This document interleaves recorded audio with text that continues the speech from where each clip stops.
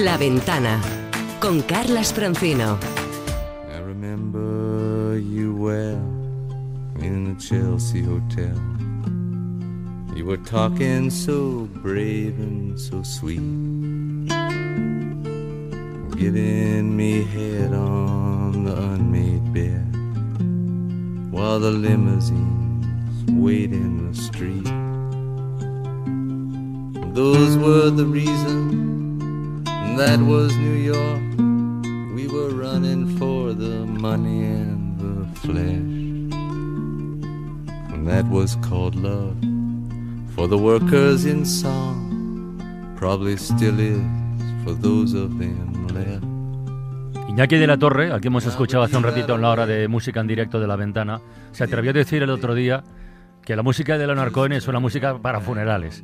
Bueno, él es que le falta respeto a todo el mundo, yo creo que no es así.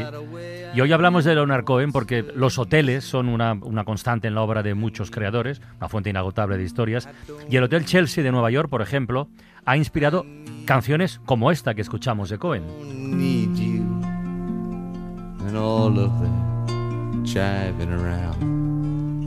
A mí no me parece música de funeral, pero bueno, da igual. En España tenemos hoteles de libro, como por ejemplo el Hotel Florida de Madrid, demolido en 1964 y en el que Ernest Hemingway escribió y ambientó su única obra de teatro titulada La Quinta Columna. Él y otros muchos corresponsales extranjeros se alojaron allí durante la Guerra Civil, pero además, antes y después, ese lugar fue testigo de acontecimientos que retratan la vida social de España y que además desembocan o nos conectan con el presente. Estos días, con motivo del centenario de su apertura, se han organizado en el ámbito cultural del Corte Inglés de Callao, donde estaba el hotel, una serie de actividades que culminan mañana sábado con un taller de poesía, un taller gratuito dirigido por Gonzalo Escarpa.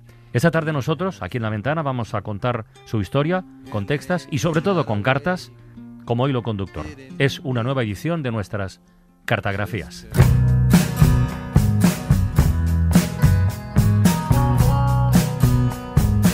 Cartografías. Historias por correspondencia con Laura Piñero.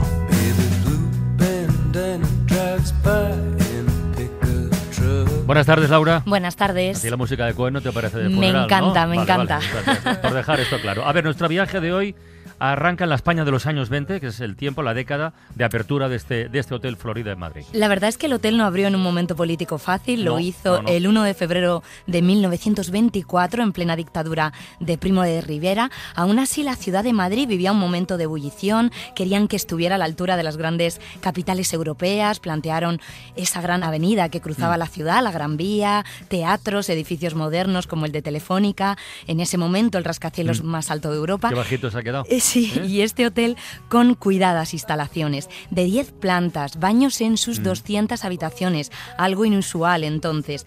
La fachada la firmó uno de los arquitectos y urbanistas más importantes de la historia del modernismo en España, Antonio Palacios.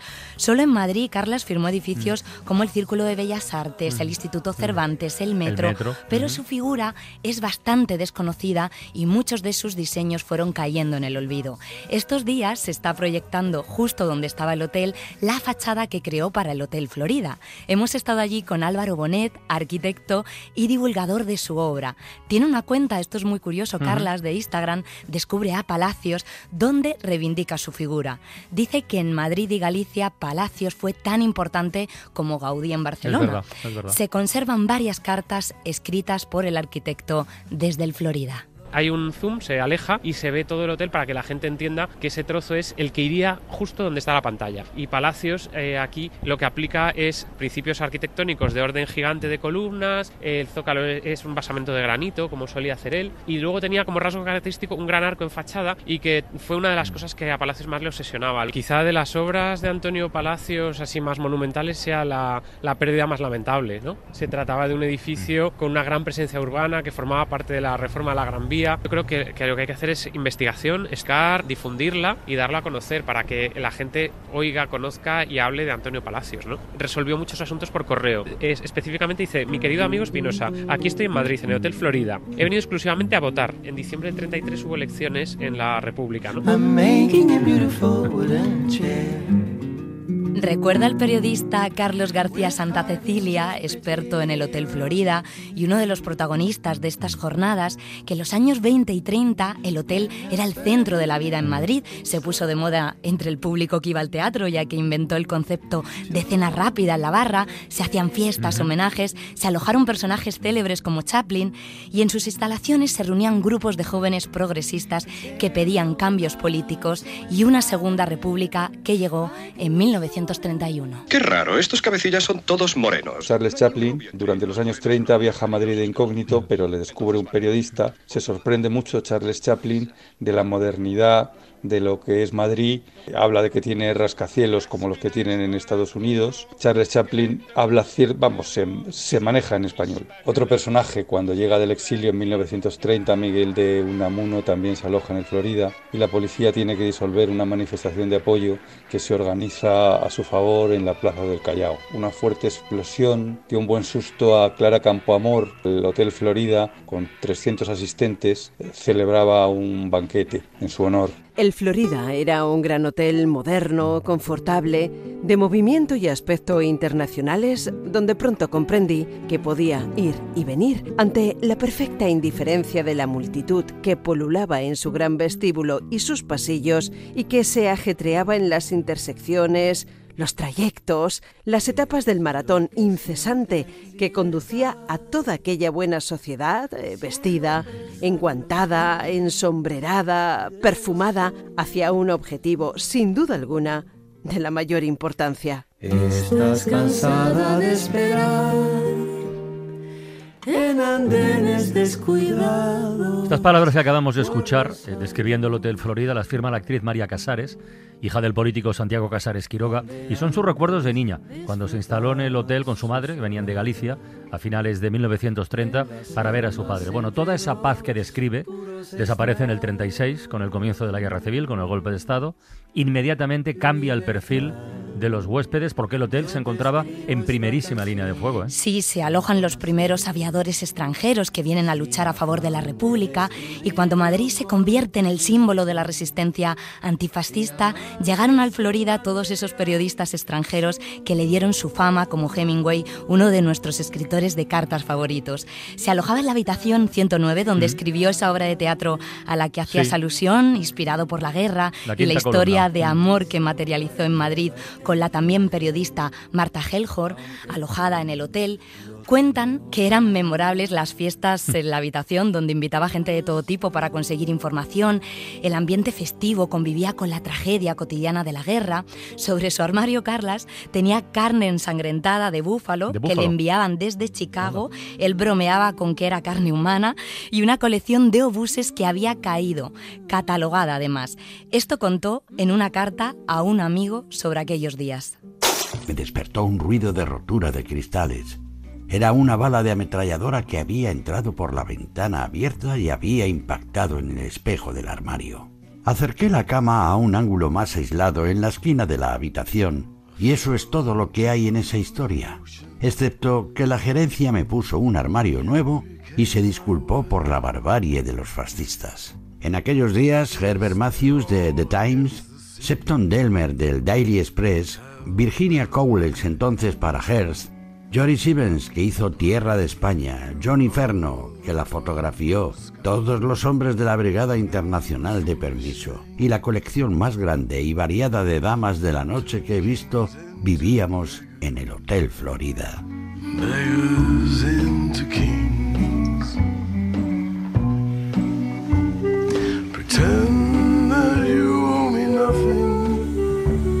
Oye, has comentado antes de pasada el nombre de Marta Hellhorn, cuyo trabajo quedó bastante eclipsado por la relación que tuvo con Hemingway, y esta mujer, hay que decir, que cubrió otros conflictos y que de hecho llegó a ser una de los corresponsales de guerra más importantes de todo el siglo XX. Sí, terminó dejando al escritor por machista. Sí, además, esta periodista se pagó el billete a España con lo que ganó por escribir un reportaje sobre una crema que casi le destroza la piel. Terminó firmando las mejores crónicas de la guerra. Destaca su trabajo, o el de Virginia Cowles, más desconocida, que se alojaba en la habitación más expuesta a la artillería. Ella vino a la guerra con 26 años y sin experiencia. Repartía su tiempo entre ambos bandos, estuvo secuestrada por un militar soviético y fue de las primeras en confirmar que en el bombardeo de Guernica, Franco había contado con la ayuda de los aviones alemanes e italianos. Estos días se ha recordado a estas mujeres en una serie de lecturas con textos de Macu de la Cruz. Vamos a mirar la guerra desde otro lado, que siempre la miramos desde el lado de los hombres. Y además las mujeres es que se fijan en otras cosas, hablar con las víctimas, hablar con las personas que han perdido la casa, decir su nombre, poner los ejemplos de lo que hace la guerra. Eso algún hombre lo hace también, en general no, lo hacen las mujeres. Su relato es completamente necesario. Al principio, los obuses pasaban por encima. Podías oír el ruido que hacían al salir de los cañones de los fascistas, una especie de tos rota, y luego oírlos aletear hacia ti. Los obuses suenan diferente cuando caen tan cerca. No puedes hacer nada, no puedes escapar a otra parte, solo puedes esperar. Pero resulta muy duro esperar sola en una habitación que se llena más y más de polvo a medida que los adoquines de la calle van pulverizándose y flotan en el aire. Vi arder los pueblos de España y seguí las llamas por todo el mapa de Europa. Lo que he visto es una pequeña parte de lo que pasará a la historia. Me ha enseñado que la guerra no es hoy un asunto entre naciones y nada más. Es una lucha por mantener la justicia y la misericordia en la tierra y preservar la dignidad misma del hombre.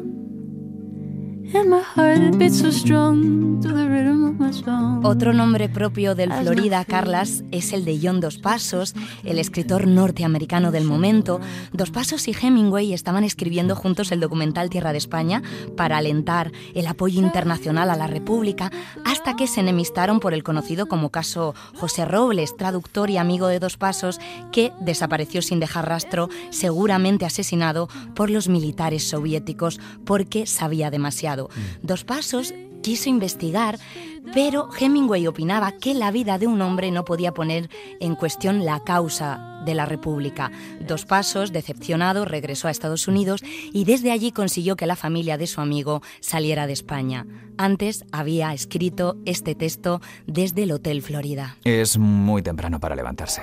Trato de volver a la cama. Me duermo y me despierto casi de inmediato con la garganta igual de seca, con la misma sensación de opresión en el pecho. Los bombardeos continúan. No son muy intensos, pero están condenadamente cerca. Mejor me visto. Hay agua corriente en el baño, aunque todavía no ponen el agua caliente. Un hombre se siente seguro afeitándose, aspirando el olor familiar del jabón de afeitar en un cuarto de baño limpio. Bajo las escaleras para ver qué hacen los chicos. El hotel, normalmente tan tranquilo a esta hora, está lleno de ajetreo y confusión. Por todas partes se abren de repente las puertas de los balcones que rodean la fuente acristalada. Hombres y mujeres a medio vestir huyen precipitadamente de las habitaciones del frente, arrastrando maletas y colchones hacia las habitaciones traseras. Gran exhibición de despeinados y lencería. Un francés en pijama reparte pomelos a todos desde la puerta de su habitación. Los bombardeos continúan.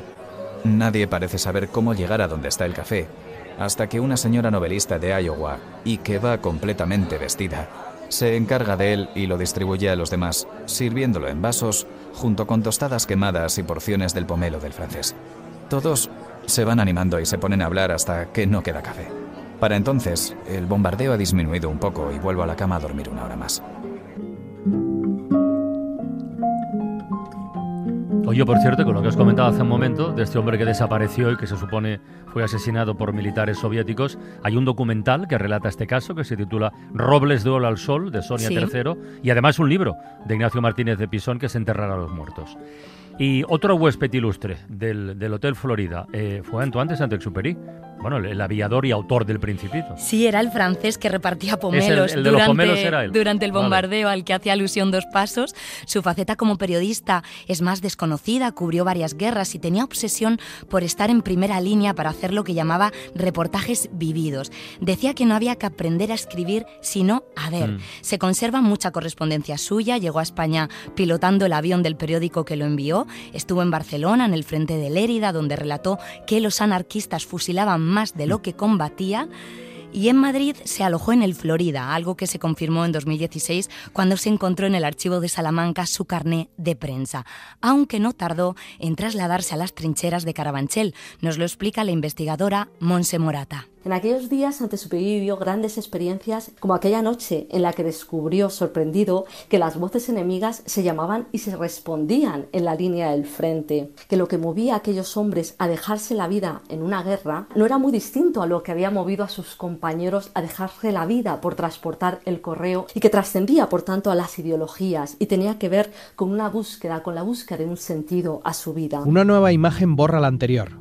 Madrid, con sus chimeneas, sus torretas, sus ventanillas. Madrid parece un navío en alta mar. Madrid blanca sobre las negras aguas de la noche. Una ciudad dura más que los hombres. Están torpedeando un navío cargado de mujeres y niños. Quieren hundir Madrid como un navío. Yo ahora me río de las reglas del juego de la guerra, y de las justificaciones y de los motivos. Yo escucho. He aprendido a distinguirla de las otras, esa tos sorda de las baterías que escupen sobre Madrid. He aprendido a leer el camino de ese gorgoteo en las estrellas. Pasa cerca de la constelación de Sagitario. He aprendido a contar lentamente 5 segundos. Entonces, escucho. No sé qué árbol cede al rayo. No sé qué catedral se estremece. No sé qué niño pobre acaba de morir. Pero el fruto llega y cae la flor, y al final el fruto se marchita. Oye, Laura, y antes de terminar, ¿qué pasó con el hotel después de la guerra?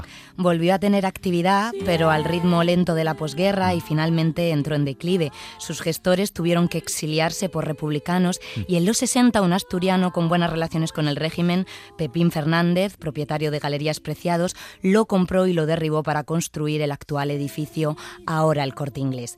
Como dice Santa Cecilia, el derribo podía haberse evitado, pero en los 50 la especulación mandaba más que la conservación, lamentablemente, pero la importancia histórica del hotel es indiscutible. El Hotel Florida tiene esa grandeza de ser el primero de una larga saga de hoteles a lo largo de la historia del siglo XX y de sus desastrosas guerras.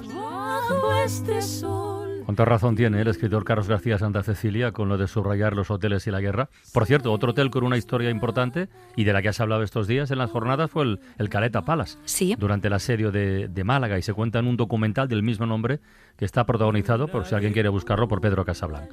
Bueno, y vamos cerrando ya. Nominado a los Goya, por cierto, sí, este documental. Está muy bien. Vamos cerrando ya, y yo creo que me ves venir, ¿no? Si hoy hablamos de hoteles en cartografía, pues cerramos la ventana. Pues con Hotel California. Me parece muy bien. Feliz fin de semana y hasta el lunes. Adiós. Un beso.